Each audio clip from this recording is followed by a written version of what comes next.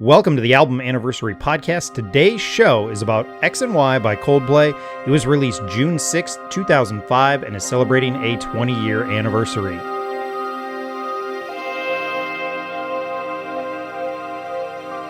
You're in control, is there anywhere you wanna go? You're in control, is there anything you wanna know? The future's for discovering, the space in which we're traveling. I'm your host, Caleb, or Caleb the Spy on social media, and every day on social media I post about what I call album anniversaries, although Twitter is making it very hard to do it right now because their search doesn't work. That's a whole other discussion. But on the Album Anniversary Podcast, we take a look at a classic album, an album we love, or an album that's important to us on the anniversary of its release date. Albums on the show do often focus on alternative rock, punk, and my strange obsession with ska. In the 90s, I was super into the Christian music scene, so that comes up often on the show. But not today. We're not going to hit any of those categories, really. Well, alternative rock a little. So today, I'm joined by Cliff and Jeremy, and we're going to break down X and Y by Coldplay. Guys, welcome to the show. Thanks for having me. Thank you for having me. This is my inaugural appearance on any podcast, so bear with me, but I am honored to start here. Awesome. It's your debut podcast premiere. Well, we'll make it a good one for sure. So, I like to start with kind of a question before we jump into the album. And I have heard that their live performances are kind of these like spectacles. Like it's a Taylor Swift-esque show and performance and the lights and the stage stuff going on. Have either of you guys had a chance to see them live? Not in person. Okay. I did one time, and it just now occurred to me in this moment that time was 2005 Coachella, and this album had just come out. I forgot that completely. Nice. They were the headliners with Nine Inch Nails at Coachella in 2005. Also had Wilco and Arcade Fire and Bauhaus and all sorts of stuff. But they were fantastic. They played at about 11 at night, and we hadn't even heard all the songs yet because I'm not even sure if the album, like only some singles had come out, but not the album. I definitely felt like some of the songs they played I hadn't heard, and I heard them play live for the first time, and it was spectacular. I mean, he is a consummate performer, Chris Martin, that is. Mm-hmm. He the way he interacts with the piano is wonderful to watch. He's just very dynamic, and he clearly is trying to like make the day of the guy in the back row every single show. It was awesome. That's cool. Cliff, I know you've seen a lot of shows. Have you ever seen a show like that though? You know what I'm talking about.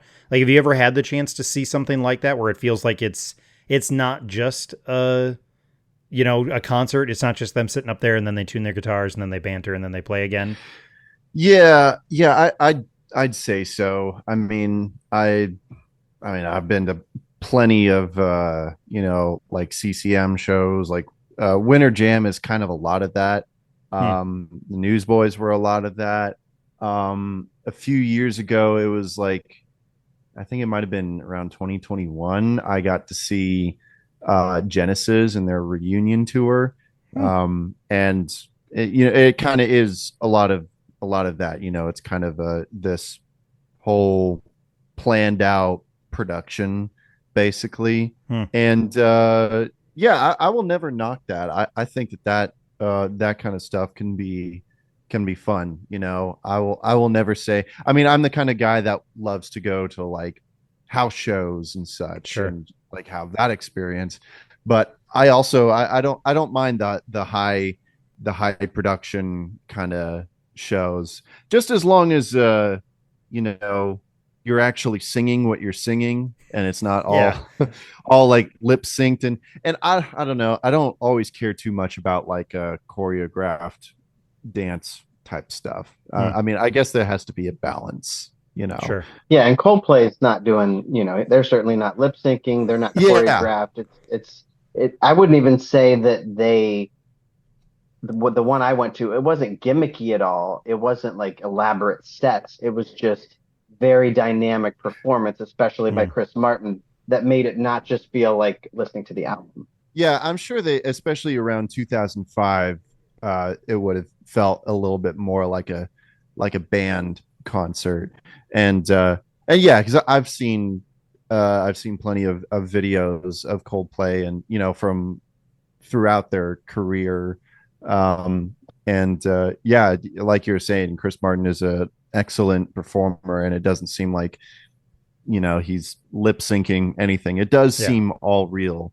But it does seem like they make a whole spectacle out of their show, and I think that's great. Yeah. I think that's a lot of fun. I remember I saw, they played at the Super Bowl a few That's right. years ago, and they were my favorite part of the Super Bowl. Like, I didn't really care about anything else that was going on. Like, I liked it when they were on screen, and so yeah, I will never knock a Coldplay performance.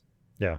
Feels a little U2-esque. I feel like that's where they're Sure. I feel like there's a lot. That's one of my comparisons that I would make. Like U2 feels like a big inspiration. Like, U2 is going to have these like huge production sets. I think about like Zoo TV Tour, or even some of their more toned down ones. Like there's always something unique about the stage, or something. There's always just that one thing extra that makes it feel like a special performance. And I think that there is some value in like taking this art that you prepared for an album and then thinking about how do you want to display this in a visual, way. I think there's, again, I'm mostly at this age just because of the affordability. I'm just going to punk rock shows that are club shows, but like I can see the value in kind of that like big spectacle and especially like that's how artists are making their money nowadays, is touring. I mean, you have to tour, and so the bigger the show you can make it in some ways, maybe the better. Yeah.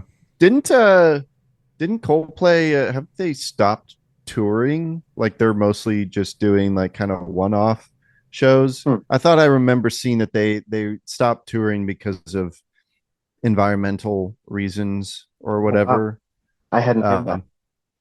Yeah, I remember that was a thing. I don't know if they've changed their tune on that. I haven't really seen anything about tours. You might be right, but that would surprise me because the music they've made recently seems tailor-made for live performance. I would think if they're more of a recording band that they wouldn't do the kind of really poppy stuff that they've been doing lately. I think they're still like doing live shows, but they're just not doing tours, if that makes sense. They may have at one point, but now this is a very, very quick Google search, so full on caveat that the AI machine may have run nuts. Yeah. But so it appears that they are currently touring, and apparently the Music of the Spheres World Tour has been going since 2022 and is scheduled to end in September of 2025. What? That's a 3-year tour. Something doesn't seem right here, but on that tour, they did 43 countries, 80 cities, and 225 shows. So they may have paused for a while, but it feels like they're potentially back out there now. Again, that could be wrong. I mean, I don't know. Maybe they found some way that they were to tour that they were comfortable with. I don't know. Yeah. Yeah, it sounds like it. Yeah. And there is chatter that 2025, like there's a question out on Reddit, is this really going to be their last tour? So maybe this is wrapping it up and then they're going to take a huge hiatus. I'm not sure. So yeah, there's a whole Wikipedia entry about Music of Spheres of the World tour. So yeah, they announced that their 12th album will be their final studio album. I looked that up and I had heard that before. So if they hold to that, they only have one left. Oh, wow. Okay. That's kind of sad. Well, it's 20 years on the road. I mean, right? I mean, more than 20 years, because I think late 90s is when they technically got together. So they're pushing almost 30 years probably. Mm-hmm. So yeah. Wow. Well, that's quite a somber note to begin this episode on. Well, gives us a chance to celebrate this album. So yeah, sure. All right. Well, let's dive in then and tackle this album.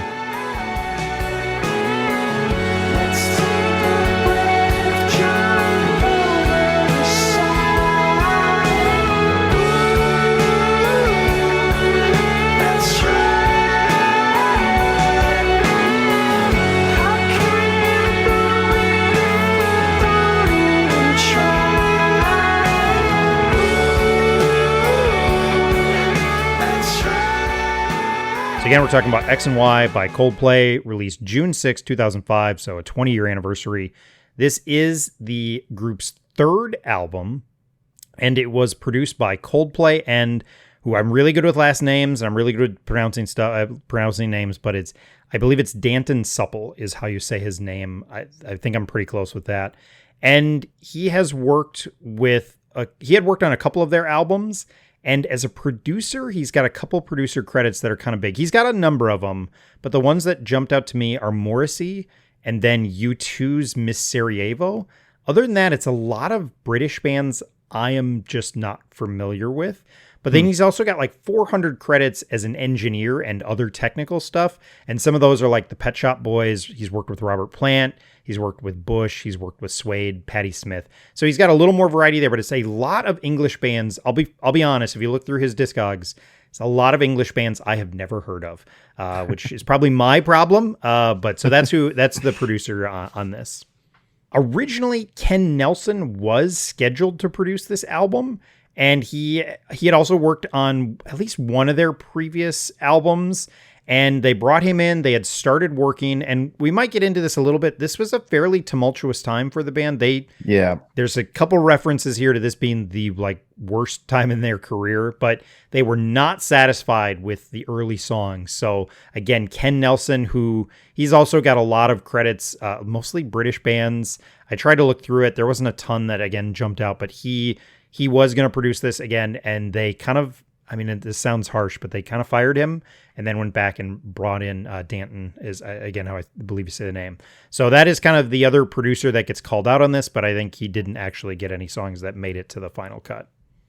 Was it Ken that produced their other two albums or worked on them or something? I thought I remember reading something about that. Yeah, let me take a quick look. So if there's clicking in the back, I apologize. Nah. So, yep, Ken Nelson produced A Rush of Blood to the Head. Mm-hmm. He is the main producer on that one, and then he's also the main producer on Parachutes. So I think Gotcha. Danton had worked on those as an engineer, like I think in an engineering role, Okay. but Ken had been the main producer on those first two albums. So Ken was supposed to produce this one, and they weren't happy with it. That's got to be rough. Yeah. It's got to be a tough situation. A guy who produced first two really good albums. Really good. Yeah. And then just wasn't working for this album for some reason. Yep. Yeah, that would seem to indicate that they really wanted to go in a decidedly different direction, would reflect that it was not an attempt to redo A Rush of Blood to the Head. So maybe he just wasn't with them in that vision. Yeah. And I don't know any more details about it. And I'm sure Ken is a super nice chap. But yeah, I think it was, it's probably it probably is tough to like even see them now. Cause I don't know if he's gone on to, I looked through some of his stuff and I don't think he's gone on to work with them in the future, which, probably makes sense too. Yeah. Although I'm seeing that, that somebody said only about half of the songs on X and Y are produced by him. So maybe he did produce some of them. I think he had his hands in them, and then I think they produced. This is, I think, also the transition to Coldplay actually trying to play with some of the production things, which may come into the fact that kind of some of their afterthoughts on this, where they took some of those they tried their hand at it, and maybe it was a bit of a learning curve for them. Yeah, it seems like it is a whole messy process. Getting this album together. So it's the kind of thing where it makes sense that throughout the whole process, there were a lot of cooks in the kitchen, but in this case, they're kind of coming in and out, Yeah. It's kind of like when you see a movie and it has like a dozen writing credits, Yeah. It's because the script kept going through like a bunch of different people. So it just kind of seems that sort of situation. Yeah, and I even remember, I thought at one point I read something about like it was produced or recorded at like 4 different studios, which sometimes is like a good thing. Like a band is like, all right, let's do this here, and then let's go over here and do this here. But I don't get the sense that was like a creative choice. Like, yeah, this is going to be fun. We're going to record here for a while, and then we want to check this studio out. It felt more of like we didn't get enough done, and so we need to book more time at another place, and let's try something else and See if we can get that to work. Yeah. The album would produce 4 singles, Speed of Sound, Fix You, Talk, and The Hardest Part. I distinctly remember the video for Speed of Sound. I don't remember the video for all. I kind of remember the video for Fix You, but I do remember that video for Speed of Sound for sure. But 4 singles that did come out of this album. I remember the video for Fix You more than anything because Oh, really? I remember Interesting. specifically what the action. I mean, it was like half of it he's outside and he's walking the whole time, and then in the last part he goes into a stadium and he's singing to a huge crowd. Oh. That's what I remember about that video. I don't specifically remember the Speed of Sound one, although I do remember some sort of Batman Begins connection. I think they used the song for a Batman Begins promo at some point. Oh, interesting. I guess it was around the same time it came out that year. I have it's hardly a memory because I know that I've watched the video recently, but the music video to Talk is pretty fun. That's the one. Like, I do remember the one for Fix You. I don't know if I ever watched the one for Speed of Sound, but the one to Talk is pretty fun because it's got like they like go into space and like land on the moon, and then there's like a robot there. So if you haven't watched it, I would highly recommend it. I do like when my shows have like homework. Like, go watch the videos after we're done. Yes. They've done a lot of high concept videos over the years. Yeah. I can remember one. Yeah, they've done a lot. Yeah. So upon its release, the album received generally positive reviews, and I found a bunch. Well, Wikipedia has collected a bunch of them, and I just wrote them down because that's really how a lot of these work. But AllMusic gave it 4 out of 5 stars, Blender 5 out of 5, Entertainment Weekly gave it a B. The only real negative one that I'll point out, and you can probably guess where it is. Although I will say Rolling Stone only gave it a 3 out of 5. The Village Voice gave it a B, and then Pitchfork did not love it. 4.9 out of 10. I always like bringing up the Pitchfork review just because I feel like I'm all over the place on this show. I will have albums that are like a 3 on Pitchfork, and then they're like a 10 on not a 10, but I've covered some high ones as well. So all over the place, but 4.9 out of 10 for Pitchfork. The rest of it was mostly positive as far as I can tell. Yeah, usually my experience with Pitchfork is that if they don't like it, I most likely probably love it. So I will respectfully disagree somewhat on that. I mean, I have loved Pitchfork for ages, possibly since they gave a 10 out of 10, which they never do, to the first album by And You Will Know Us by the Trail of Dead, and I loved that album. I adored it. So I've loved them since then. I think they've lost their way in recent years, but my sense of why they don't go for things like Coldplay, this album, is that they don't like hyper earnest anthem albums, and that's what I love. Yeah. So in that sense, I don't share their musical ethos because they didn't like my favorite Frames album because they felt like every song was aimed for the Raptors, and I'm like, that's where I want it to be aimed. I want humongous songs that make me feel humongous things. I don't think Pitchfork often likes that. I can say it doesn't surprise me that they gave this album by Coldplay a lower rating. Yeah. It's not surprising, and Pitchfork has tended to not love anything that one of my all-time favorite bands, Mumford and Sons, they tend to not like anything that they produce. So, but I will give it to them. I wish I could. I heard about this, and I wish I could remember what album it was. And hopefully, if this is too inappropriate for the episode, you can edit it out. But I'm really excited to see what this is now because I would not expect this to come from you, Cliff. So let's hear it. It's not really even that bad, but I was told that there was one review that they gave to a certain album, and literally all the review was just a picture of a monkey pissing on its own face. Really? That's all it was. So I can't remember what album it was, but yeah, that was literally the review. Oh my gosh, that's funny. In Googling it looks like it might have been Jet. Shine On by Jet. They gave a 0.0, and it's a video of a monkey peeing in its own mouth. And that's the entire review. Okay, it's a video. Found that. Yeah. But wow, 0.0, that is something. I don't even know what that album is, but yeah. Is that the Australian band, they had one big song. Anyway, well, Yeah, it's a little tangent. Are but you gonna yeah. be my girl? That's it. That's the That's one. it. Yeah. This was a monster sales wise, like huge. It hit number one in over a dozen countries. It is 9 times platinum in the UK and 3 times platinum in the US. And just because of the way they count those, like just for context, it has actually sold more in the US than it has sold in the UK. But again, it's just how they count platinum because there's less people in England, so you don't have to sell as much to be considered that. But so a huge album sales wise. It did solidify them, and I think I may have already mentioned this. I don't know if we were recording, but it did kind of solidify them as, if not the biggest band in the world at the time, at least one of them. I mean, this really put them in that conversation, which, so yeah, a sales monster. I don't know how the math always works in terms of like how singles are counted, but like just singles alone. I'm sure we'll go more in depth about the songs individually, but like "Fix You" is one of their biggest songs ever. So just with that song alone, it doesn't surprise me of how big the album is. Yeah, because these days a single can carry an album, in terms of numbers and sales.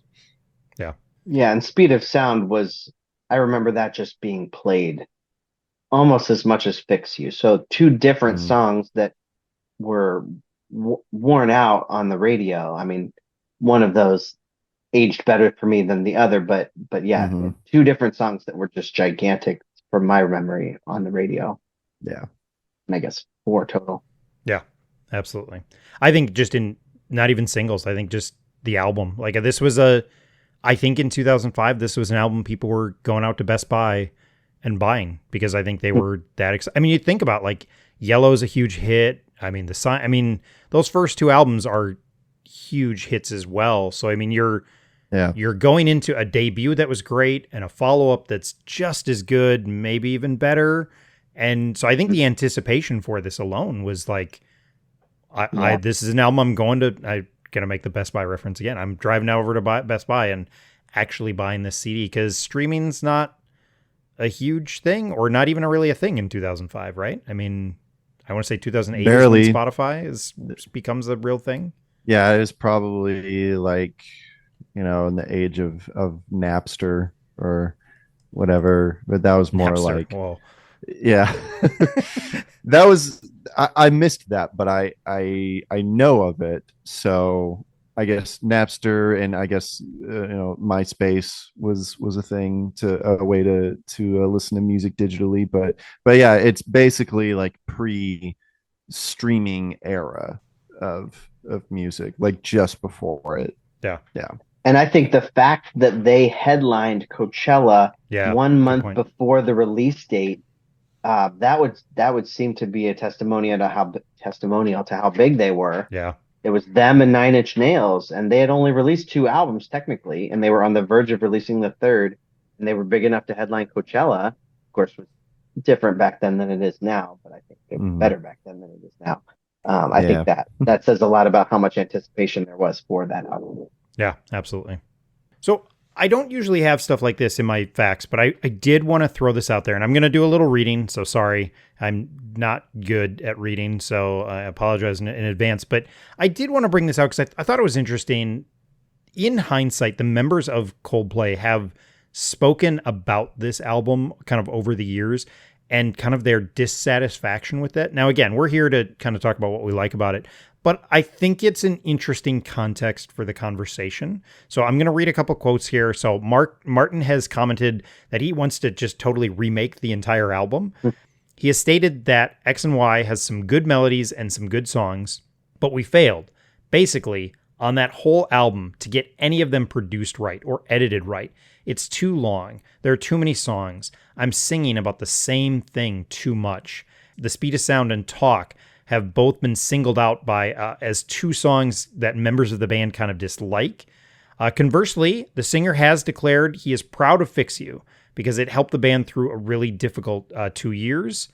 Bassist Guy Berryman has also said that X and Y would benefit from being edited again, and guitarist Johnny Buckland described the American leg of the Twisted Logic tour as the lowest point of their career since they were quite miserable and confused. So, in hindsight, the band, I don't think necessarily looks at this album very fondly and kind of can bring up some, I don't know, constructive feedback of their own work, which is always interesting. But I do think that context is interesting because you don't get those sort of quotes from a 9-time platinum album very often from bands. So I'll throw those out there. Any comments on those? You go ahead, Jeremy. I have two things. One is that of all of their albums, that is the one album, even though I love it, that I can understand why they said that about the editing, because even at the time, I thought this almost is like a guilty pleasure because every single song is going for the rafters. That's what I wanted, but I felt like, man, there's almost no change of pace songs. It's like they're trying to write 12 or technically 13 songs that could all be on a playlist of an arena tour. Whereas Rush of Blood to the Head might have had 4 like that out of 11. So I can see why they thought it needed to be edited. I do think some of the songs are a little longer than they need to be, even though I like long songs. So that's one thought. My other thought is a specific recollection I have of an interview. I don't know why I remember this, but it's ironic because it's the opposite of what you're saying. Martin, ultimately didn't think the album was as good as it could have been. But when it came out, I read an interview, maybe it was with Rolling Stone, and Chris Martin asked the interviewer, which song did you like the least? And the guy said, well, I guess I would say The Hardest Part. And Chris Martin was like, oh, no, I think you have it all wrong. That's a good song. You need to revisit it. It's really one of the best ones. And I remember thinking, you asked him what his least favorite was. You can't then lobby hard for that one. Why did you ask him if you didn't want to know? So to me, that reveals some insecurity. And I think a guy like Chris Martin probably has some insecurity that he masks with, a certain amount of bombast and stuff. He seems like a guy who probably like overthinks things like I do. Well, he's a musician, so it's Yeah. par for the course. So, but I think that's funny that in the moment after it, he was giving the impression that he really thought every song was great, and he couldn't even live with the fact that somebody didn't like one of the songs. But ultimately, maybe he came to grips with, okay, yeah, this could have been better. We could have edited it. Could have been tighter. Yeah. I can see where they're coming from with those comments, and I could agree. However, my gut reaction, I usually really tend to like hate it when not just even like musicians, but just artists and creatives in general. I hate the idea of going back to something you already made and just George Lucasing it, taking something like, oh, this could have been better. I'm going to take it and, change this and change that.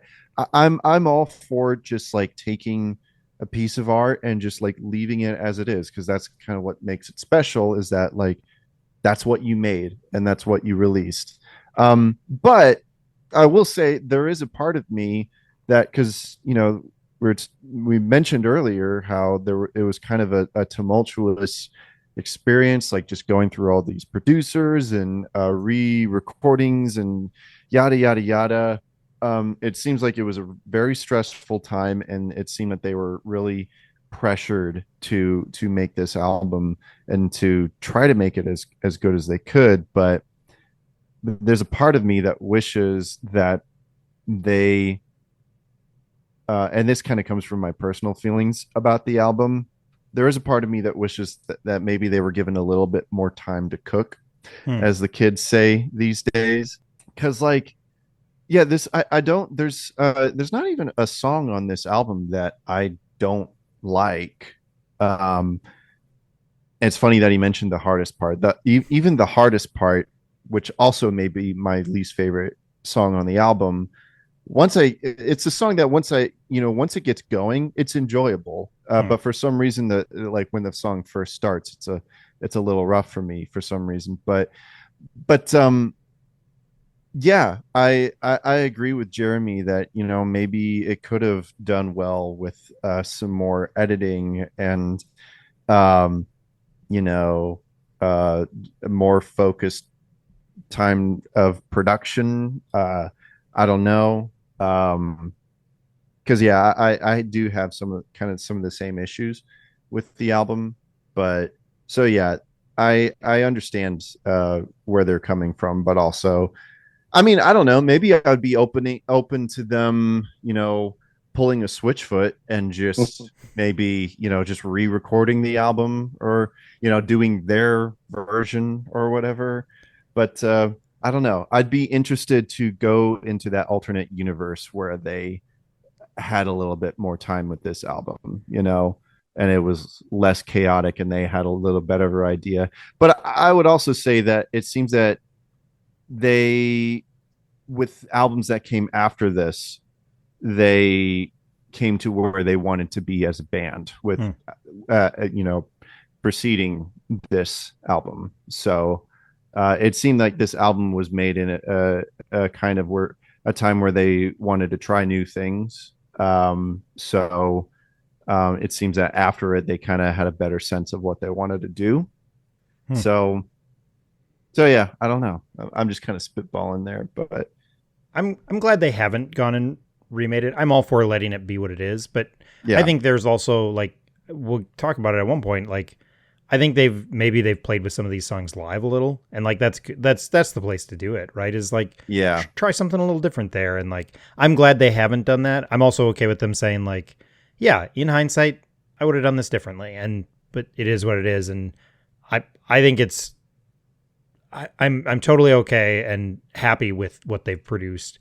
And so it's like, yeah, I think it's good on them to be able to recognize maybe things they would change, but I am glad they haven't gone back and redone it. I don't think there's a need for that. Sure. Yeah. Yeah, totally. Yeah. I agree. But there is that one part of me, that's like, what if? Maybe the alternate universe. But I like the idea of the alternate universe where we just get slightly different versions of Coldplay albums, and that's the only difference in the universe. Yeah. I will say, and hopefully this is probably the most negative thing I'll say today, which is that I would prefer if Chris Martin wanted to go back and make A Head Full of Dreams better rather than X and Y. I think the last couple albums just haven't felt particularly meaningful to me. So I think he has better things to second guess than one of the greats. I mean, I think their first four albums were all fantastic. They were all at least 4 stars for me. And then Milo Xyloto, that was pretty good too. And then Ghost Stories, I think is fantastic. So they had me until Ghost Stories. And then, we don't need to discuss after that, but I think they were good for 15 years, which is incredible to be that good for 15 years. 14 years.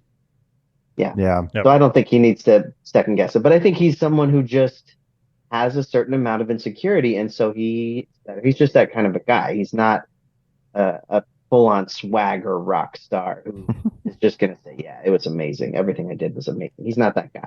Yeah, I agree. I'd be curious to know, like, what his feelings are on the album now, because I think a lot of those quotes that they're older. Yeah, we were they're older. So I wonder if, like, after time has passed, if he has a different perspective on it, like now that, like, he has time in between, like that difficult time in the band's career. And so, like, he doesn't have that attached to it, if he's been able to go back and, enjoy it for what it is.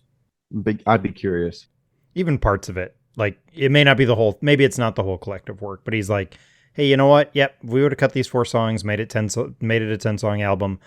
That would have been perfect. Or 3 songs or whatever it would have been, but like, I get the sense they're big enough where they're not like sitting there like going like, oh, we have to relook at this. Instead, it's like, yep, this is the part of the discography, and here's the parts I like about it, and we're going to keep on playing those live. And and that's the other thing. I mean, they have enough albums now where even putting together a set list is probably hard, like, because they got so many hits to deal with. I was looking at, they have like a hits album it's like their singles album from like 99 through 2006, and it's like 20 songs.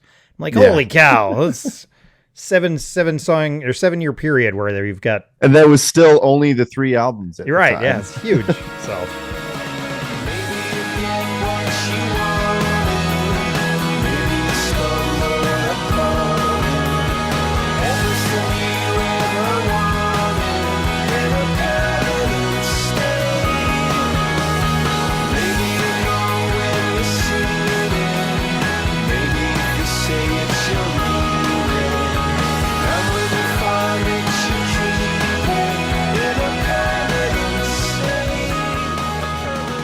Let's transition then to our questions. How is it that you first discovered this album? Well, for me, I guess I got to go back to when I first discovered Coldplay, which is I was a little bit late to the game. I was probably uh, I think Viva La Vida or Death and All Hmm. His Friends had just come out, and the song Viva La Vida was topping all the charts. And I think I was like aware of that song, but I didn't have a name to the song. It was just a song I would hear like on the radio or in stores. I had no idea who it really was. But I was probably around like maybe 15 years old at the time. And I had just joined this youth group at my church, and I was just getting involved in the worship band there, doing percussion of all things. I was just kind of like the guy on the bongos, just doing whatever. But at the time, my church was putting together this concert in the park, and they gave the worship band a little slot for us to play, and we were allowed to, like, it didn't have to be all worship songs. We could basically play whatever we wanted. And the worship leader at the time, he was pretty big into Coldplay, and he had us learn two songs from Rush of Blood to the Head. It was Politic and God Put a Smile Upon My Face. Upon your On face. your Yeah. face. Yeah. And that was my like first like real introduction to the band. And I was telling you, Caleb, earlier before we started recording, I think that was a big reason why I thought that they were a Christian band Hmm. at first. It was because our worship leader picked those songs. And so I was like, oh, okay, I guess they're just like this weird alternative Christian band. Um, but I really liked what I heard. And so of course I listened to the whole album, Hmm. and then from there, I checked out Viva La Vida and X and Y. I didn't check out Parachutes until much later Hmm. for some reason, but yeah, those were like the three albums that I was listening to by them, and they were in heavy rotation. Hmm. So I discovered X and Y around the same time I discovered, you know, most of what Coldplay had already put out at the time, Hmm. and they were a pretty big band for me for a while, and I will say, X and Y is not my it's not my favorite from them, but it definitely has enough going on with it, going on for it with the album, that I have a huge appreciation for it. My favorite album from them is Viva La Vida or Death and All His Friends. That's still a top 10 album for me, probably even like top 5. I think it's a masterpiece. Hmm. And then I'd say like Rush of Blood to the Head is like 2. um X and Y. I mean, I don't know. I'm not going to start ranking all their albums, but That's a Patreon um, exclusive. We'll get to that later. okay. So yeah, I don't know. That's just kind of the long and short of it for me. Cool. So a little late to it. I mean, so like literally a couple years after it had come out is when kind of you discover it. That's really cool. Jeremy, how about you? I mean, you saw him at Coachella like as this is coming out, so I think you probably were aware of this before it was coming out. I was, yeah. I discovered Parachutes probably a year after it came out because I have a specific memory of my friends driving me to the Delaware beach to start a cross-country hike, which did not end up finalizing. And we listened to, oh, I just remember We Live in a Beautiful World, Don't Panic. Don't Panic, first song from Parachutes, first song of their whole career. Us listening to that on the way to the ocean. So I have that memory from 2001. And then I wasn't a huge fan yet, but I liked them. And then when A Rush of Blood to the Head came out, I very vividly remember buying it because while I was traveling in the Pacific Northwest, I bought that CD probably at a Best Buy. And My brother took a bus out to Seattle, met up with me. We rented a car and we drove to Alaska and Hmm. back. We had 6.5 days to do it, um, which is crazy. Everybody thought we were crazy, but we were like, we have to see Alaska before we die, so let's do it. And we were young and unmarried and we could do this stuff. So I bought that album right before we took that trip and we listened to it so much while we drove up through British Columbia to Alaska. So now every time I hear almost any song from that album, it reminds me of Western Canada, that Hmm. trip, that memory, my brother, who lives in California. And so that was very embedded in me. The second album was probably the one that first, the first album that really embedded it. So my anticipation for X and Y was humongous, which is probably the biggest reason that I bought the ticket to Coachella because Hmm. because Coldplay was the headliner. Also Arcade Fire and Bright Eyes and a couple others.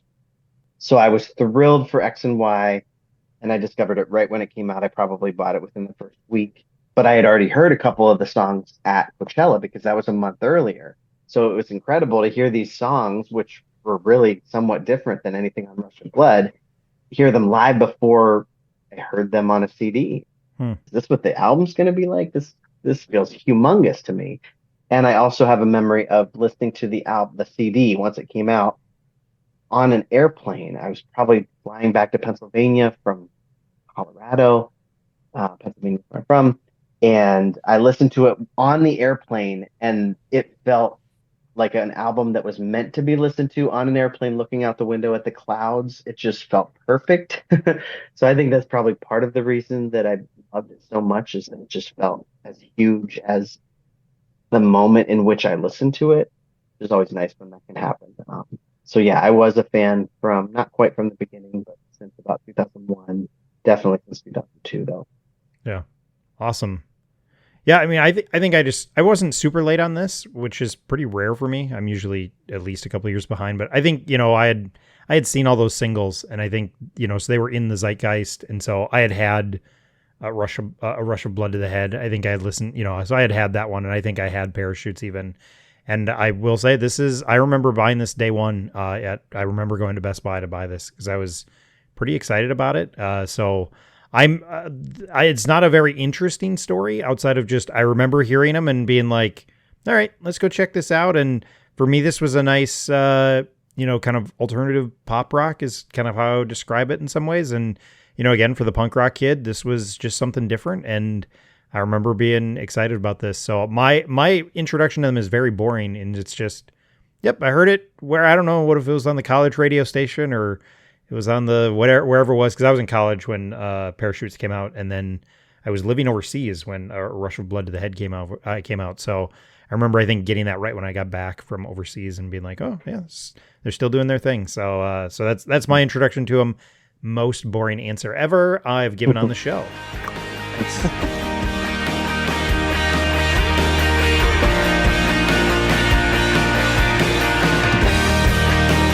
Tears stream down your face when you lose something you cannot replace. Tears stream down your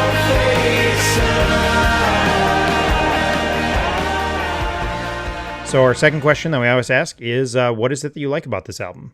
That's a great question. What I like about X and Y, what I loved at the time and still greatly like, perhaps not quite love as much, is that it aims for the Raptors. It Hmm. is my favorite songs from Rush of Blood, even though the ballads are wonderful, were the bigger ones. It was Politic, it was Clocks, it was Amsterdam, which I think builds into a pretty big feeling song, and it was what's number 8 from Rush of Blood?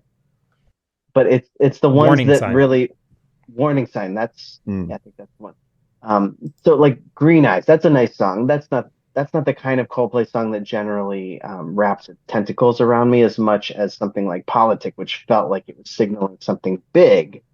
And the rest of that album doesn't quite attain that height, but it's incredible. I mean, the album's incredible. But this X and Y album, it's like they started that volume, that grandiosity, and they almost uniformly stay there, other than a couple tracks that pull it down a little bit, but boy, Hmm.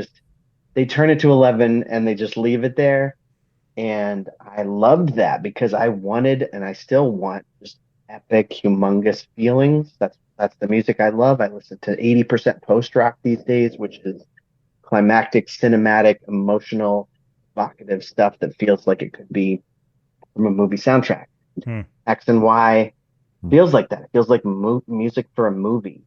Yeah. Um, so so that's what I loved. That's what made that album stick out. I know that band perhaps has pulled back from that a little bit, or just has, but that's what made it work for me, and I think that's what made it work on tour. I'm sure. I mean, I saw them at Coachella, like I said, and that's what made it work because that was thousands of, a huge crowd, and the songs were huge, and everything about it just worked for that setting. And they were one of the biggest. They had become, like you said, one of the Yeah. biggest bands in the world. I think they felt like we need songs to back that up as we go on tour. We can't play Green Eyes for 100,000 people. That's not going to entrance them. But if we play, Square One, or if we play, you know, White Shadows, that's Yeah. going to be an incredible concert song. Yeah. Yeah. Cliff, how about you for you? Yeah. I'd say very similarly, this album seems like, because like their first two albums kind of feel a little bit more kind of like they were going for more of an alternative kind of vibe. You had like a couple of tracks before that were that, they did become big hits and they're kind of the, big crowd pleasers, but it seemed like with X and Y they were really trying to, like, with this whole album, just it feels like that they were trying to go with banger after banger. Hmm. Regardless of how you feel about the album, that does seem like that's what they were trying to go for. And there just is this album does have just like a lot of energy, a lot of those uh arena rock crowd pleasers. And that I can be I'm a big sucker for, for those kinds of songs, just those arena rock crowd pleasing songs. And X and Y definitely has a lot of that in Yeah. here. And so it really is appealing to me, especially with the the first half of the album. Just it seemed to just have a lot of energy that the first two albums didn't really have. Now I know that I said that I like A Rush of Blood to the Head better, but it's like a different beast. A Rush of Blood is almost kind of like that, like almost like Radiohead type of thing, where you just kind of like listen and you're just like, oh yeah, this is so uh, so deep and smartly produced and everything. And X and Y is just kind of a crowd pleaser, Hmm. at least that's what I feel. And that doesn't mean that it's like bad in any way. But it just has a lot of that fun energy. Um, and I feel like it was an album that kind of was going for what a lot of people know Coldplay to be. Hmm. Just a big stadium band with just fun songs for people to sing along with. So I mean, I may be one of the outliers by saying like I kind of prefer the more experimental side of Coldplay, and that's why I love Viva La Vida or Death and All His Friends and Rush of Blood to the Head.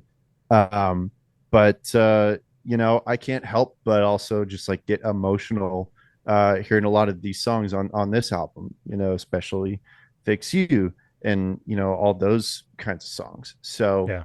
so yeah, just the fun energy. Just they were just trying something different with this album. And I'm a big synth guy, so I appreciate it. Seemed that they were pushing more in that direction of just having more synths in their sound. And so I definitely appreciate that. So yeah, Yeah, I don't there's know. more of like an organ flair. It's not always just straight piano on this. Like Yeah. it feels like they play with a couple different keys, which I think is a nice introduction. I mean, their piano is what they're known for off those first two albums. I feel Yeah. like the, that piano driven rock. But I think that's what makes this album so intriguing to me is that I love Monster by REM. It's my favorite album by them, which is a real weird one because a lot of people really don't like that album. But they wrote it coming off of these two albums where they had these massive Americana hits like Losing My Religion and Everybody Hurts.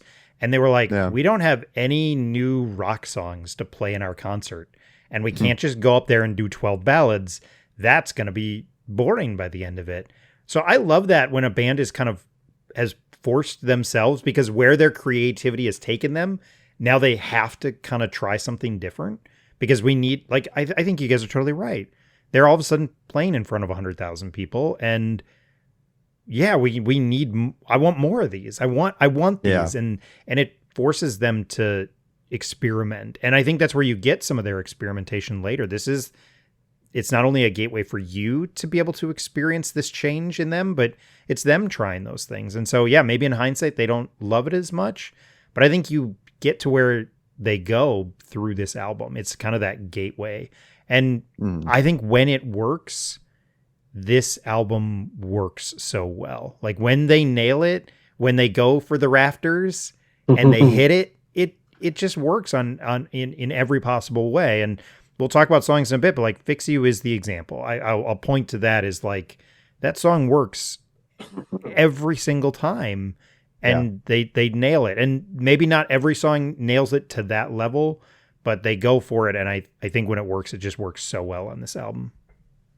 Yeah. I think it definitely was kind of it was like a new level for the band that they reached. Whether you think that they nailed it out of the park or whatever, it definitely was kind of an upgrade in a sense, where it's like, okay, this is the direction that we're going. We want to make songs that people will enjoy and that they can sing along.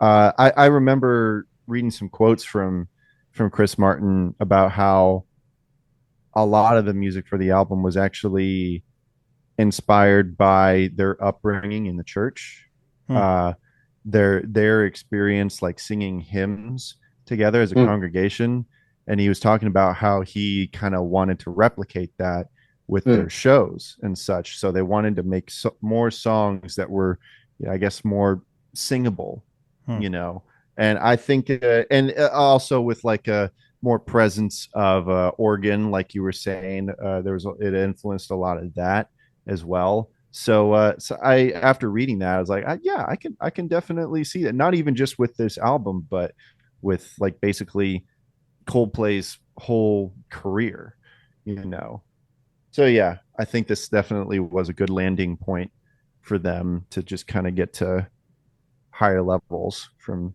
this point on out. I would draw a comparison. I'm trying to think of a better one, but the best one I can think of is Kings of Leon. That's a band that put out a couple of albums that it wouldn't have done anything for me if I had heard one of their first couple, but then they became an arena rock band. And I'm sure there are plenty, I think I've even heard of people who loved their early stuff, which had a real specific kind of more Southern vibe, who probably thought Sex on Fire and what was it, Only by the Night, that album that had all sorts of anthem rock hits, and thought, what did you do? Why did you become an anthem rock band? But that's the stuff I love. So to me, this was Coldplay doing that. Now they did this Southern thing, but I could imagine someone who loved them for Don't Panic or Spies, those songs, thinking, what are you doing? You guys had such subtlety and nuance and kind of like this, a bit of a more morose vibe. I would say that first album had a pretty drab, very effectively drab vibe. And then now you're making these gigantic anthems. I could see someone saying, I'm out. Yeah. Whereas me, like, this is where I'm even more in. Same with Kings of Leon. Like, you're going to make arena rock, I'm going to listen to that.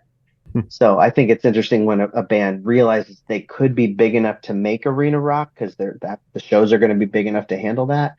That's the best comparison point I can think of. It seems like they decided we are going to be as big as we can possibly be. and we're not going to write Green Eyes again because, that's not going to play on the road. Yeah. I like a Yeah. band who takes big swings. I mean, I think Yeah, that's, I do too. and not everything's going to land, but like I do like it when a band goes out and tries to do it. I'm a pretty big fan of you got to let the band do what they do, and yeah, it may not be what you fell in love with, and that's okay. And so I'm a pretty big fan of letting a band take big swings, and sometimes when they don't work, it's a learning opportunity, and when it does work, you just get something amazing. So I think that's the point of those being able to take those big swings. You can take a picture of something you see.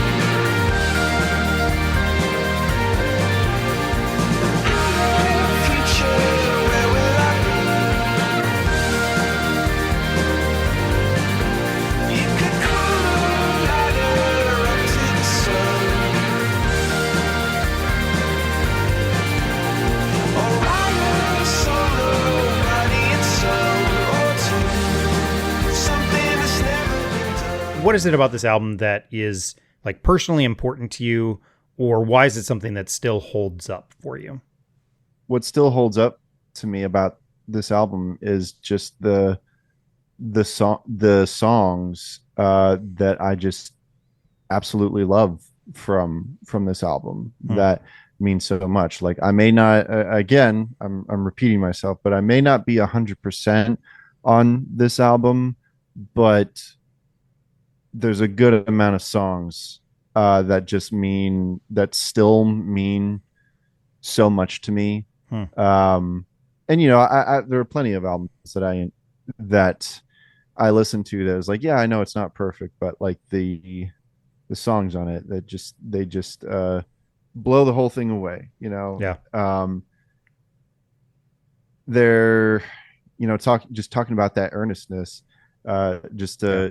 really, if you do it the right way, it can really shoot straight to my heart.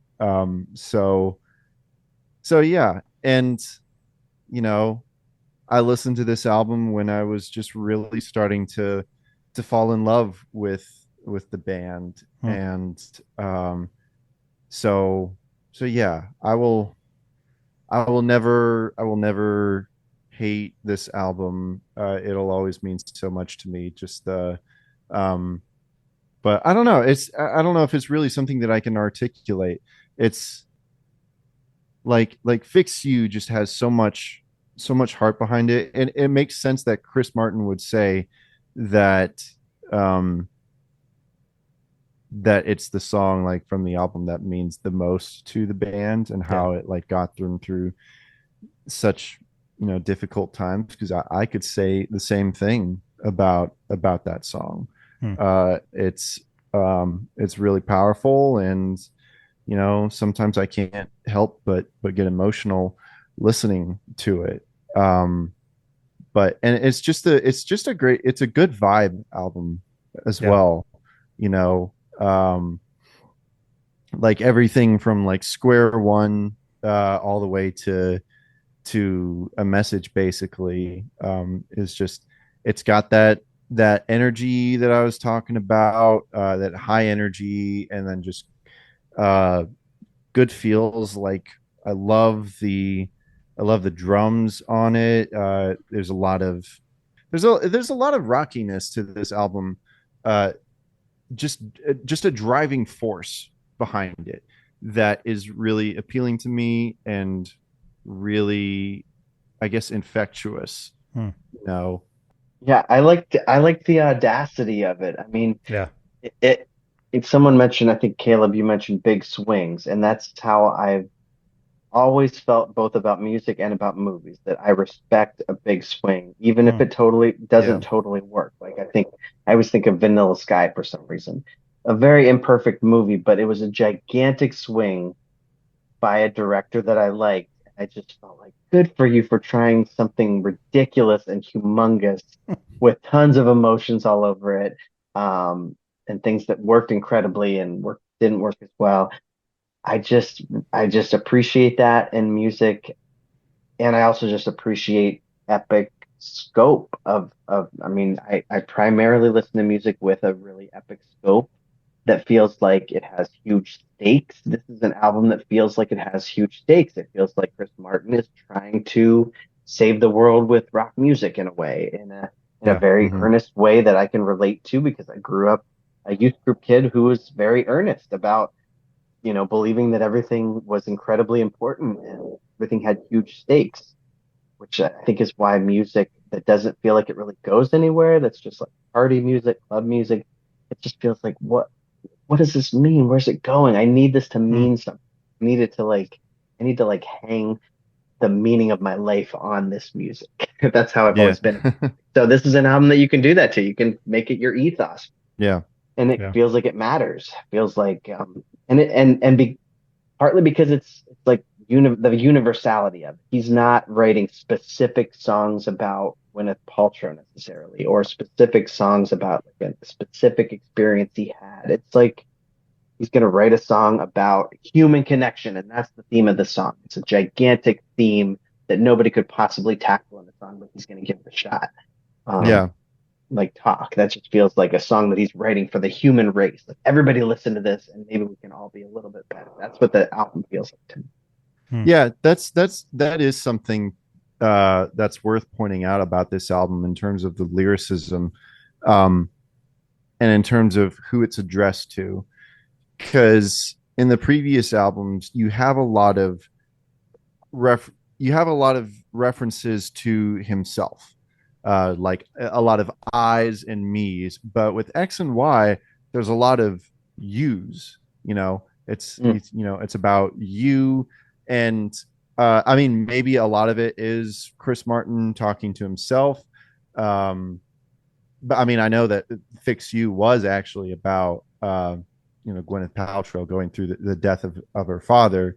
Um, but a lot of the album is, it's about you, and you can interpret that as yourself. And I think um that's kind of been, I feel like, a staple for Coldplay.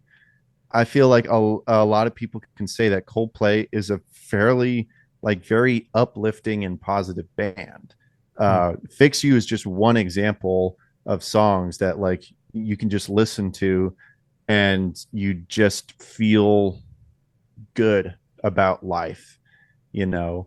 Hmm. And I think that kind of started because, the first two albums are a little bit more introspective, and I appreciate them for that. But X and Y does seem to be more about, like, this is for you, the listener. Hmm. Like, well, it's for all of us. It's for me, Chris Martin, the songwriter, but it's also for you, who's listening to it. And I think X and Y kind of was like the first time where that, like, kind of started to be a thing Yeah, for Hmm. Coldplay. yeah. I think you could see the album as being meant for collective catharsis. Yeah. Everybody in the stadium, whatever your baggage you're bringing to this concert, we're all going to sing these songs together, and whatever and we're gonna try to feel a little bit better and like aspire towards something together. It feels like, and so it makes sense what you said about um, worship music. Was it you, Cliff? That Yeah. Yeah, like that singing it hymns in feels like church. this is the secular equivalent of huge worship anthems, in Hmm. that I could, if a bunch of people get together and sing Fix You or Talk, it kind of has the feeling of a worship service because everybody feels connected and everybody feels like they're aspiring towards something higher. I mean, that's one of the highest purposes of music, whether it's worship music or secular music or any kind of music for my Yeah. in my Yeah. opinion. Yeah. Yeah, agreed. I will say this is probably the Coldplay album I return to the most. And I don't know if that's just the timing of it. And it probably is my favorite Coldplay album. It's definitely the one I'm most familiar with. And Mm. so that's interesting for me. And I know that's probably not true for most people, but to the point that we actually used Till Kingdom Come in our wedding. So our Hmm. wedding Mm. party walked down the aisle. We had two friends just play. A guy just played an acoustic guitar, and one guy played piano. And they did all the music for our wedding. And our wedding party walked down the aisle till Kingdom Come.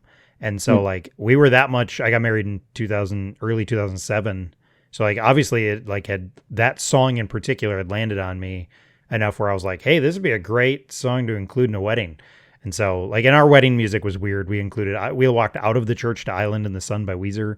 My wife walked down the aisle to Everlong by the Foo Fighters. So like the music in our service was unique, but like that song, like I remember hearing it and just being like, yeah, you could totally use this in a wedding. Let's do it. And so this will obviously for me have just a very special spot. Like it's one of 3 pop songs. I'm calling them all pop songs that were included in our wedding.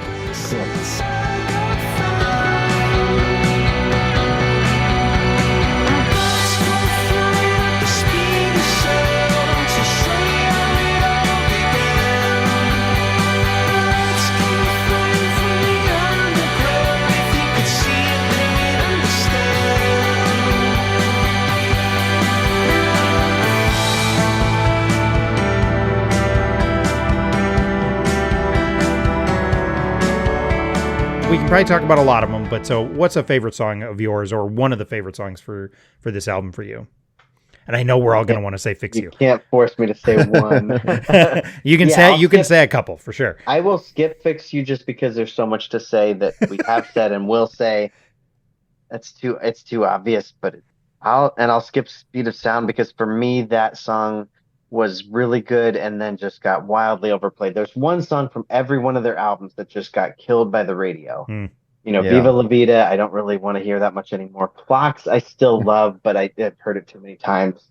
Speed of Sound, I've heard too many times. Every album has one, and Yellow, of course, but I still love Yellow. But my favorites would probably be Square One and Talk and A Message.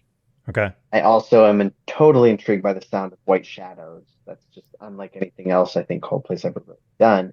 But yeah, Square One out of the gate just blew me away with how big of an opener it was, like Politics in a different way.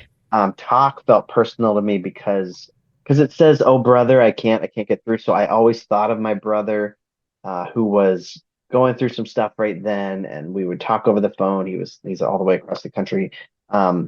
So I personalized that for myself, even though these songs are very universal in their lyricism. I feel like the fact that he said brother just made it about me and my brother and about how we try to communicate, but it's hard sometimes. So I love that for a personal reason. And then A Message, I don't totally remember why I love that. Oh, what there's a line in that. Should have found this beforehand. I'll come back to that, but I love A Message.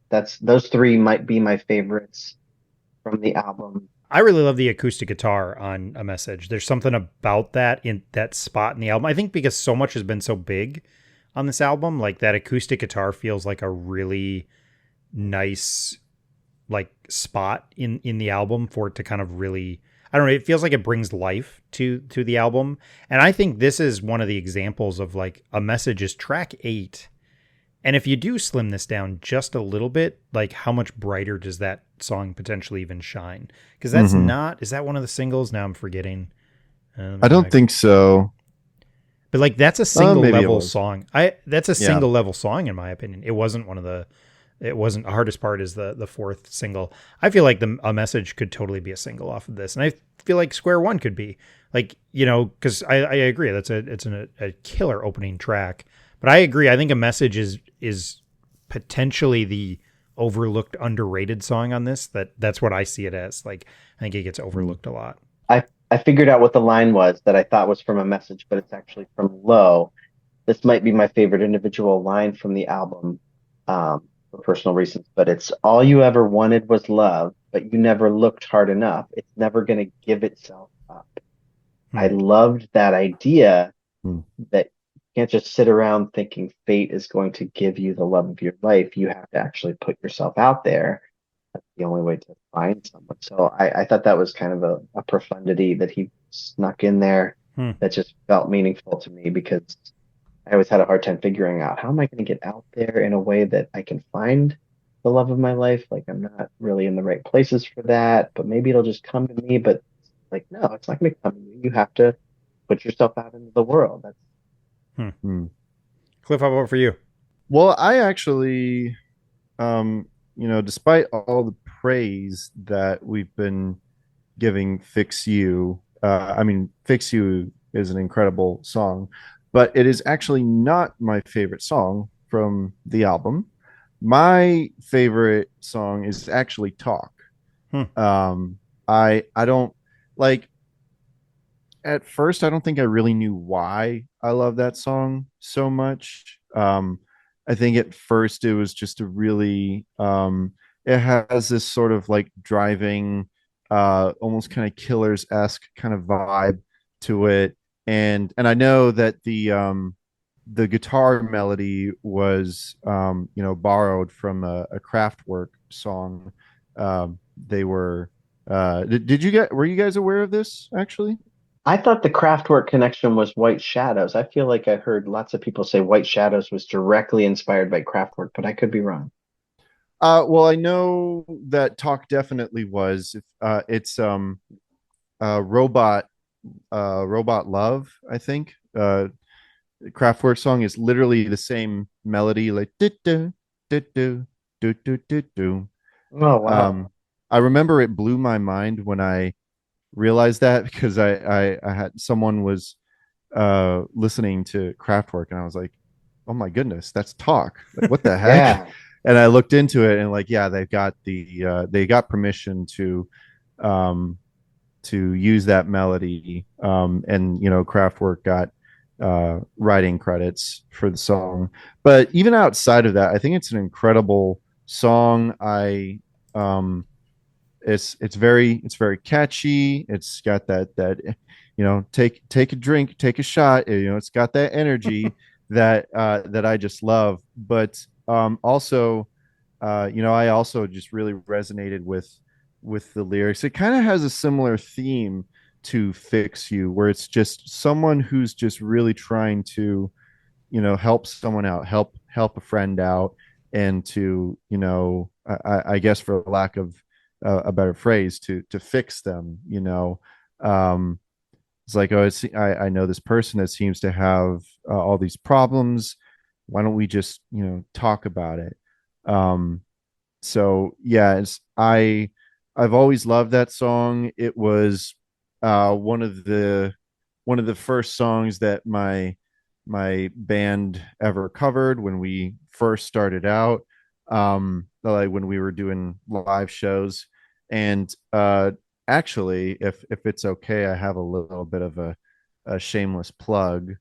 um I mean, it's not really new news because this was a something that was already released on a compilation album on Bandcamp, but um, I think it should be coming out the same day that this episode comes out. But I recorded uh, a full cover of Talk, Hmm. um, and I've got Chase Tremaine to play guitars and bass on it, and it was really fun to do. So be on the lookout for that. Sherwood Forest Talk. Um, but doing that cover kind of made me really appreciate Chris Martin's singing Hmm. because I didn't realize until I like tried to do it myself. I didn't realize how difficult it is to be switching from falsetto to regular voice. Like he does it so naturally, and I had to do like multiple takes for it. Hmm. So I feel like Chris Martin is kind of underappreciated as a singer. I mean, I've always liked the sound of his voice, but I guess I never really appreciated like the technical side to his singing abilities. So yeah, Talk is a big song for me, and of course, Fix You. I'm just always a sucker for those songs that just kind of like they just crescendo over time and just blow up into this big, huge, epic thing. Yeah. Great. I love the guitar solo. I mean, it's the most simple guitar solo, but it's so fitting. Just like those two or three notes basically, but they're just like soaring over the song, and I just love it. And the song is very going back to that theme of Ernest. It's just so touching in that way. And I also love Square One is a great opener for the album. It's like the first 5 seconds of the album, and you already know that you're in for something different. You're in for something different than Parachutes and Rush of Blood to the Head. I mean, Rush of Blood to the Head also has an incredible opener, as you said, Jeremy. Um, but they're just different. And Square One, you just know that it's going to be going to be a different journey. Hmm. And White Shadows was always a favorite. I also really like the title track, X and Y. I feel like that's a kind of underappreciated song, probably because it's the track that sounds most like Rush of Blood to the Head and some of the more experimental aspects of Viva La Vida, the album. So it's probably the weirdest song on the album because it's just kind of doing these really interesting chord progressions that I really enjoy, Hmm. and of course, Till Kingdom Come is a really great one, which for the longest time I didn't know had a title because it was just a hidden track on the album. Um, but then, like once the era of streaming came along, and then it's now known as Till Kingdom Come. Which, fun fact about that song that I learned today, apparently Johnny Cash was originally supposed to sing Yep. on that song, but then it was around this time that he passed away.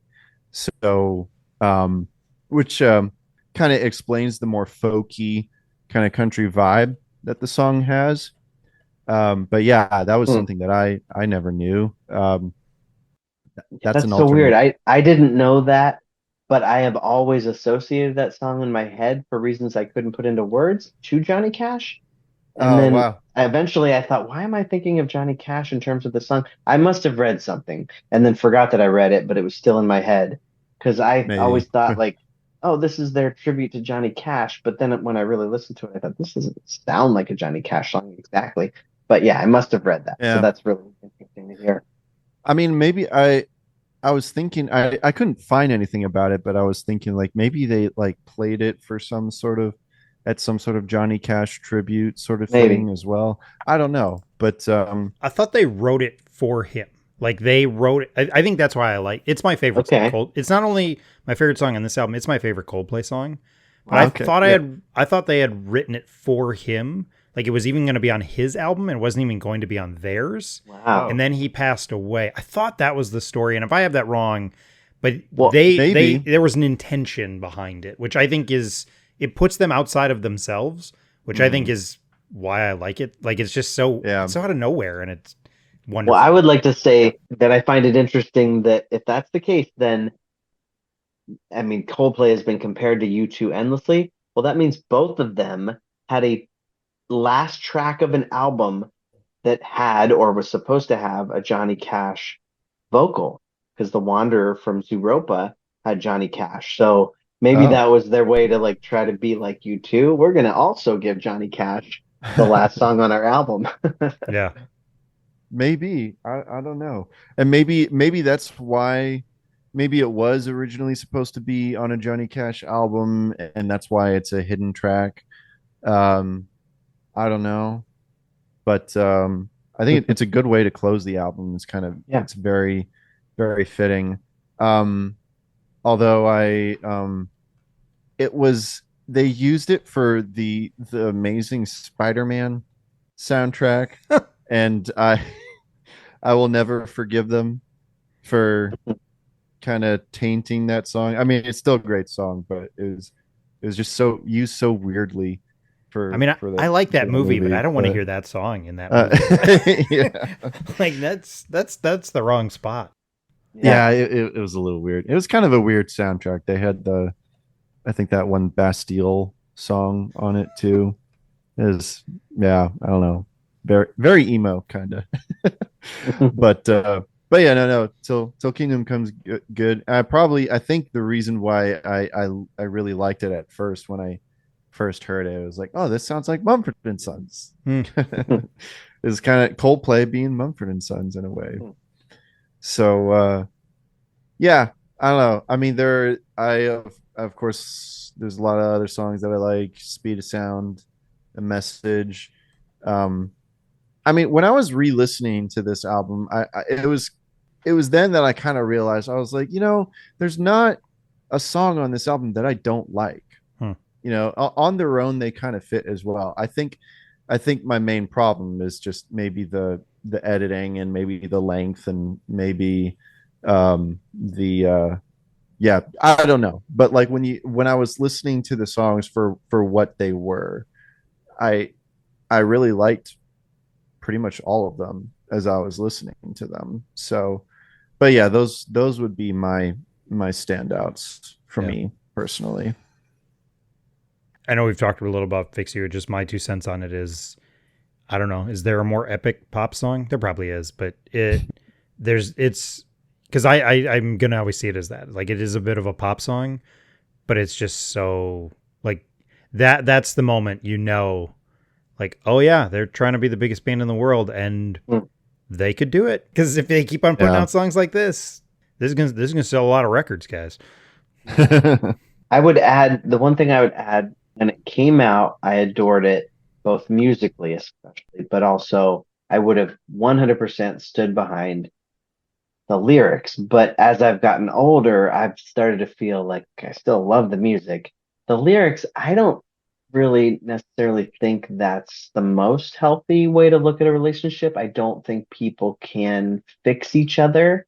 So if Hmm. I'm assessing it from a psychological therapy type perspective, I think that's how I grew up thinking that, like people can fix each other, people can complete each other. I think as a 45-year-old now, I don't know that that's true. We could stand by each other, we could hold space for each other, but that sort of all-encompassing will fix you, I think is Mhm. overstepping. But I Hmm. think when it worked for me at the time, and I wonder if he would, totally stand behind those lyrics now, or if he would feel like, yeah, maybe that's not quite realistic. So I think there's some, a set, some, I don't know, not criticism, but some, discussion that could be had around that. But the Yeah. music is just, I mean, the climax is just mind-blowingly good. Yeah. Yeah. Yeah. It feels like pure catharsis to me to hear that last minute of that song. Yeah. Yeah. Yeah, I would totally agree with you on that in terms of the lyrics, but I think the reason why I still really appreciate them is because that that reaction, the desire to want to, quote unquote, fix someone, it's a total like natural reaction.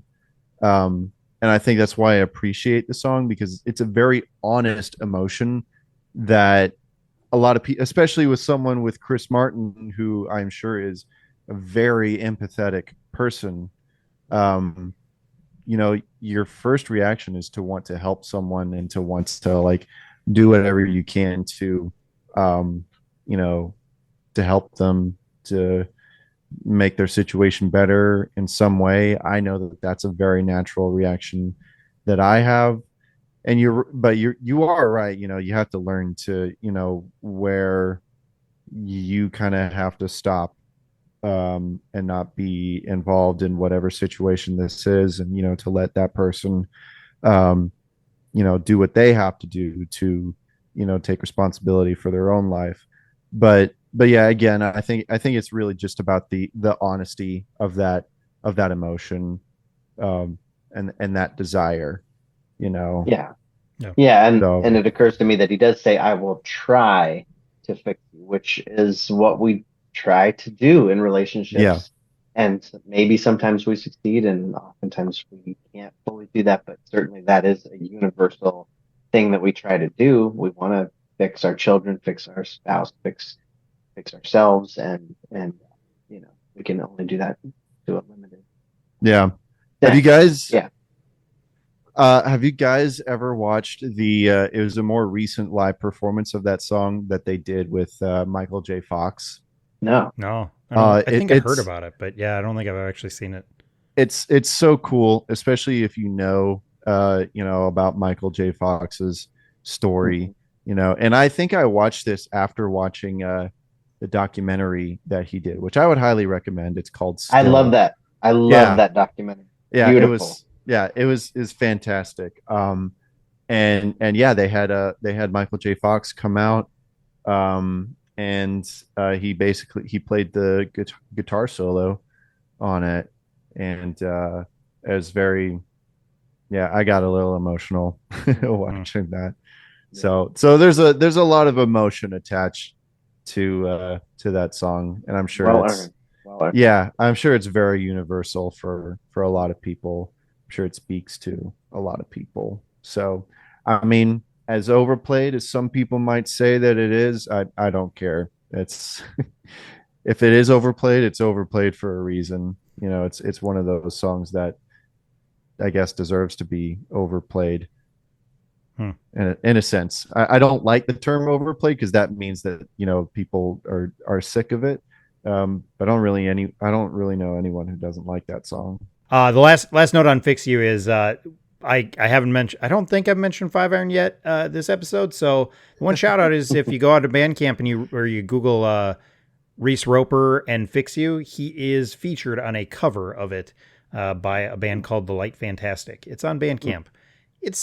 It's okay, but I'm just throwing it out there. I had to get my Five As Iron good reference. as it could be. It's okay. It's fine. So there you go. There's my Five All Iron. right, I've got that pulled reference. up on a tab. I will listen to that later. You don't have to. Please don't. No, it's fine. And I'm not gonna take it back. And I'm not gonna say I don't mean that. You're the target that I'm aiming at. And I get that message home. All right. So our final question then, we're looking at this album 20 years later. You know, we obviously we've been talking about it for over an hour and a half. So we've said a lot, but like somebody's like, hey, I've never checked this album out. What are you going to tell them? Like, hey, here's the reason you go back and check this album out 20 years later. And whoever wants to start can start. I don't know where we're at. Oh, what's jumping into my mind is that it feels like, I mean, I don't know that I feel like rock music really exists anymore. I mean, post-rock music for me absolutely exists and thrives, but rock music in the mainstream, I always just think, well, there's Foo Fighters. Who else is there that's doing rock music? This feels like somewhat, in some ways, the last frontier of a band trying to make big rock music. I don't know. I could probably make a case against that, but it feels like this was back. I mean, they did the Super Bowl. When Yeah. did they do the Super Bowl? What year It was was like that? just a few years ago, not too long Oh, ago. oh, they did it. Okay, Or so they didn't or do the Super Bowl maybe, around this. I mean, I don't know. Maybe it was farther away than I thought. It might have. 2016. 16. Okay, so that doesn't Wow. support my Okay. narrative, but I guess it just feels like this was back when a band could go all out to make I would call it a rock album, an earnest rock album, and it made tons and tons and tons of money. Yeah. I don't know what band could make an earnest rock album right now and make tons and tons of money. I don't think that's really much of a thing anymore. So I appreciate that this was maybe one of the last vestiges of where that was still something clearly a lot of people wanted. I wish that was still a thing. I mean, the stuff that is on the radio or that passes for huge these days just doesn't really do much for me, which is why most of the bands I like have $20 to $25 concert tickets, which is great. They're under the radar, and I don't have to worry about Taylor Swift money or Foo Fighters money because I have plenty of bands to root for that are much smaller. But Coldplay was probably the biggest band that I ever loved, and I still have a lot of love for them. But that was the peak for them, or for me, of between Russia Blood and X and Y. That was the peak where I just absolutely loved them, and I felt like they embodied something very pure about my ethos and my longings and stuff, and what I wanted in music. Yeah. Cliff, how about you? Yeah, I'd say I'd say to listen to it, to check it out if you just want to feel good about life, you know. Hmm. I was kind of just thinking about it before, just a second ago, just how no matter what no matter what Coldplay was feeling, with their different songs and their different albums, whatever emotions that they're trying to get across, it's so infectious. Um, I can say with Rush of Blood to the Head, Viva La Vida or Death or All and All His Friends, they're very like introspective and just like being experimental and just trying to make you think about things, and that's very infectious. But also just like with an album like X and Y, there the positivity from the music is so infectious, and just the so and yeah, I would say that would be a major a big theme for X and Y, just uh wanting to hope the best out of humanity and hope the best out of life. And I've just always found that incredibly infectious from this album. Like, I don't think you can listen to this album and have a bad time. Hmm. I mean, of course, that's subjective. We talked about it before, how there's been a mixture of opinions about this album. Um, but in my opinion, um, I can't really listen to this album and just not feel good about life. And Hmm. I would also echo everything Jeremy was saying. Coldplay does seem to be like it was an end of an era for rock music.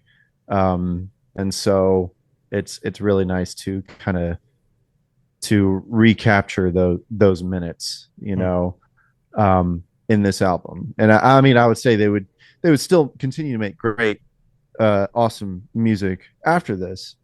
Um, but this is just kind of a little snippet of that same picture. Listen to it to feel good about stuff. Yeah. That's my review. It definitely made me feel good about stuff in 2005. Yeah, there you go. I think for me, what I think about this album is I think this album could be a good gateway album for people. Like, if you're not ready for like super heavy art rock, like this is pushing into it just a little bit, and they're going to get more experimental later in their career. But like, I can see this as kind of one of those gateway albums where it's like, I'm not quite ready for some of the more out there post rock or experimental rock stuff, but Yeah, this is a good gateway to that, where it's still got a real strong pop sensibility.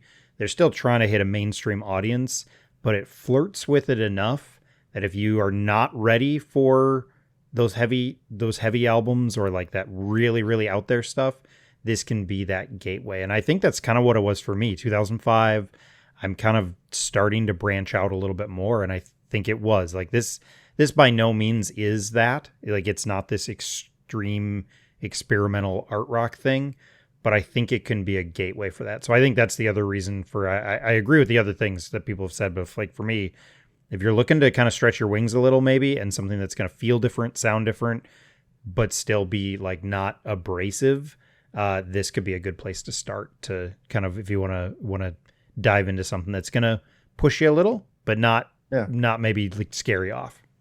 yeah. A safe place to spread your wings Yeah, musically. exactly. You left the sweetest taste in my mouth. The silver lining, the cloud. Oh, and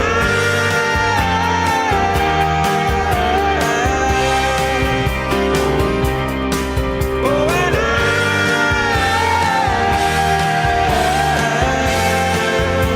I wonder what it's All right, well, that's it. That is our very thorough breakdown of X and Y by Coldplay. Again, released June 6, 2005, celebrating a 20-year anniversary. Both of you guys have online presence, I know, so I want to give you a chance to tell people about what you do online. I'm just excited. This is my first time on a podcast, and this is always a thing that happens. Yeah. And I always think, oh, that must be nice. You can just plug whatever you want. So I don't know who's listening to this, but I write a blog that I would love it if you checked out. I can tell you my Twitter handle, my Facebook. My Facebook name is my name, Jeremy Winger, but my blog is what I'm really passionate about. I write about mental health and fatherhood and music. I just did a blog post about my 28 favorite albums of all time. So obviously, if you're listening to this, you like music. It's on Substack. It's called Dad Nomad Fighting Off the Sad, the depression that I fight against here and there. And it's on Substack. And you can also find me on Twitter at Jeremy Wingert79. At Jeremy Wingert79. Just probably giving away too much of my personal information on my Twitter. What's your home address? And my kids' social security numbers. Yeah. I've tried really hard to keep my last name off of my shows, although I've started to. If you can find me on Facebook, you'll know. But I'll make sure It's not the I'll make Spy. Sure, no, it's not the Spy.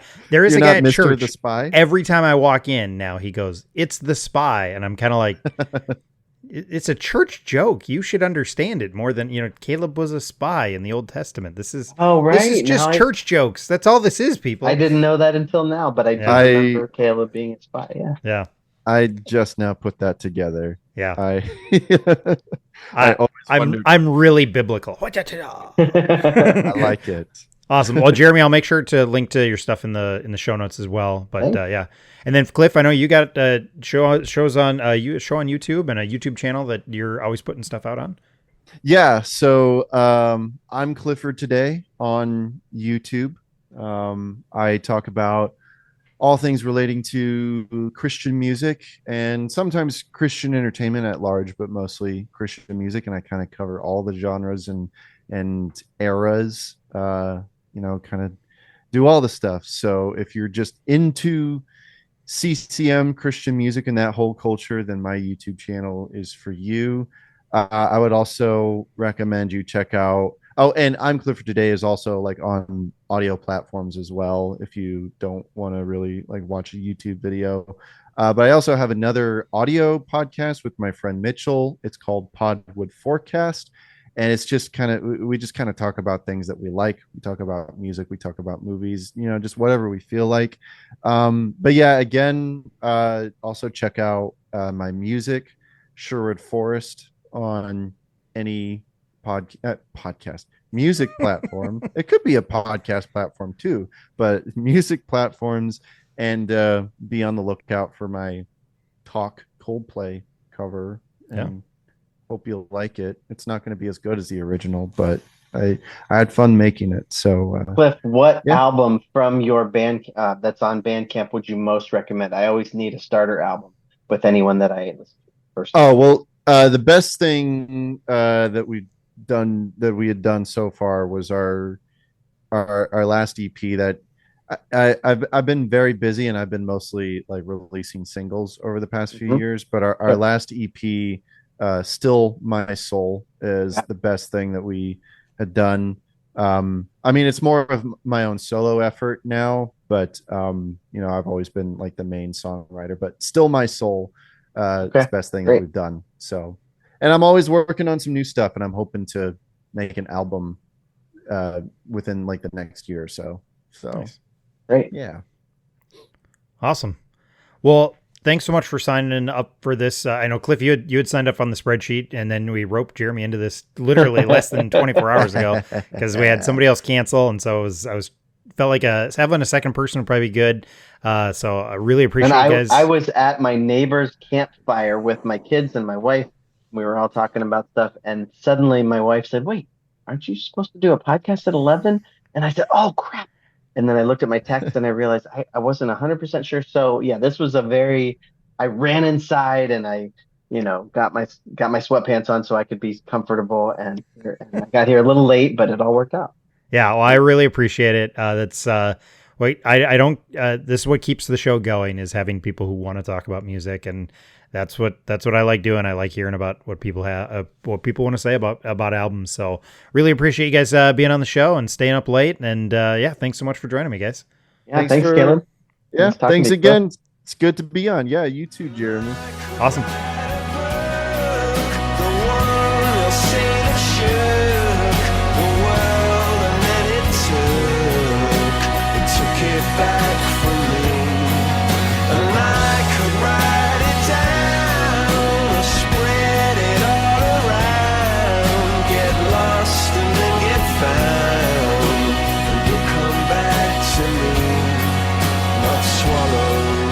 Thanks for listening to this episode of the Album Anniversary Podcast. I want to say thanks again to Cliff and Jeremy for joining the show. Great to talk with them about this album. Obviously, they had a lot of things to say about Coldplay. They are a complex band and an interesting one to talk about. Lots of different opinions on them and what their best album is and what people like about them. So it was really great to have them on the show to talk about this album. And we talked about it after we hung up after we stopped recording, but we like to have the variety on the show. That's what I want to go for. I don't want to just do the albums that I necessarily. I don't want to do all the punk rock albums. And I don't want to do all the CCM albums. So having people sign up and willing to talk about some of these other albums just gives the show some nice variety. So I really appreciate it. Let us know what you thought. What do we get right? What do we get wrong? I'm sure people have lots of opinions about Coldplay. Let us know what you thought. What are your favorites from this album? You can find me on Twitter. You can find me on Instagram. You can find me on Blue Sky. You can also find me on YouTube. All of those places, Caleb the Spy or the Album Anniversary Podcast, I think is a pretty easy way to find me. I'm also on Patreon. I'm trying to do some stuff on there. It's totally free. You can always go in there, just sign up if you're on Patreon for something else, and you can sign up for mine. It's totally free, and then get some occasional extra content. I have some stuff I'd love to try and do. I just need to find the time to do it. So that's why I'm not charging people for it, because I just don't feel like I could deliver on a regular basis. So until I can do that, I probably won't be charging, but it's just an extra space. There's some extra stuff. It's an easy way to have a community. I don't know how long I'll be on all these social media platforms. It's just tough to keep up with all of them, and maybe it'd be better for me if I wasn't. So Patreon is like my own little space. So if you want to follow the show and you're feeling like social media may not be for you, you can do that. Please subscribe and share the podcast. Please leave a rating or review. I have heard those are effective ways to spread the word about podcasts. Helps the algorithm and helps people hear about shows. If you enjoy this show, you might also enjoy the other podcast I do with my friend Scott. It's called I Survived Youth Group in the 90s. It's not just a podcast where we reminisce about our youth and our youth group experience, but we talk to fellow 90s youth group kids about their experience, and we kind of just want to hear about where they're at now. There's no right or wrong answers. We just want to hear people's story and where they're at now and kind of how that youth group experience impacted their lives. Thanks again for listening, and we will talk to you soon. Just keep on turning. The drummers begin to drum. I don't know which way I'm going. I don't know what I'll become. For you I'd wait till kingdom come, until my days are done. Say you'll come and set me free. Just say you'll wait for me. Recording in progress. Use my own. Okay. I'm going to run through the little intro that I do, so bear with me. I should be able to do it fairly easily. Do you ever need us to mute No. while you're doing okay, got it. Yeah, because I'll edit and post, so I'll take all three of our individual tracks, and I'll listen to the whole conversation again, and I'll go in and, like, if something, like if a bookshelf falls in your back, well, if a bookshelf falls, if like you like are typing and it does come through, it's a really easy, you just highlight it and delete it. So super easy. I edit in my sleep now at this point because I do enough of this. So yeah. I will say, if you do like there's nothing wrong with going on mute. I know if you know him, he uses it to fight his ADHD because otherwise he's like, I got to jump in at every second. And so he mutes himself just to help himself self-regulate. And it won't matter at all to me either way. So you use it how you want to use it. That's my advice. Okay. But yes, if you're not muted the entire show, it's not going to be a problem. Well, I'm trying to dominate this episode, so I'm not gonna be muting. Don't mess with me, Cliff. I'm an extrovert and I like to talk. Oh, okay. Oh man, I'm an introvert and we've already done three things today. I'm an ambivert. Yeah, I know. I'm a hypocrite is what I am. That's probably the best explanation of who I am. I'm an introvert. I can't answer the question. Oh, I swear, we'll get going. People will ask you, like, oh, my kids will be like, do you want to be famous, Dad? And I'll be like, no. And then I'm like, I host 2 podcasts. I'm such a liar. Guys, yeah, I'd love to be famous and, be doing Joe Rogan money on a podcast. Sure. That'd be fantastic. Everybody wants to be famous. Like, yeah. I'm a liar. So, okay. All right. I'm going to count myself in just because it helps me know where to edit stuff, and levels are good. Okay. 3, 2, 1. Yeah, we can wrap up here. I'm going to make one more note, and then we'll jump to the next question. By 2?